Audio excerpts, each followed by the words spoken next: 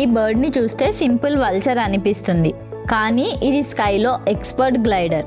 Eurasian గ్రిఫాన్ vulture ఇది. దీని facts చాలా ఇంట్రెస్టింగ్గా ఉంటాయి. ఈ వల్చర్ వింగ్ ఫ్లాప్ చాలా తక్కువగా చేస్తుంది. థర్మల్ ఎయిర్ కరెంట్స్ యూజ్ చేసి స్కైలో గ్లైడ్ అవుతూ ఉంటుంది. ఒక్కసారి ఎయిర్ కరెంట్ దొరికితే అవర్స్ పాటు ఎనర్జీ యూజ్ చేయకుండానే ఫ్లై అవుతుంది. వీటి wing span almost 2.5 to 2.8 metres వరకు ఉంటాయి. అంటే చాలా పెద్ద బర్డ్స్ ఇవి. వీటి సైజ్ వల్ల లాంగ్ డిస్టెన్స్ ఈజీగా ట్రావెల్ చేస్తాయి. ఇవి స్కావెంజర్స్, డెడ్ ఎనిమల్స్ని మాత్రమే తింటాయి. ఇవి ఉండడం వల్ల ఎన్వైరన్మెంట్ క్లీన్గా ఉంటుంది. న్యాచురల్ శానిటేషన్ వర్కర్స్ లాంటివి. ఈ బర్డ్ నెక్ దగ్గర వైట్ ఫెదర్ రింగ్స్ ఉంటాయి. దాన్ని రఫల్స్ అంటారు.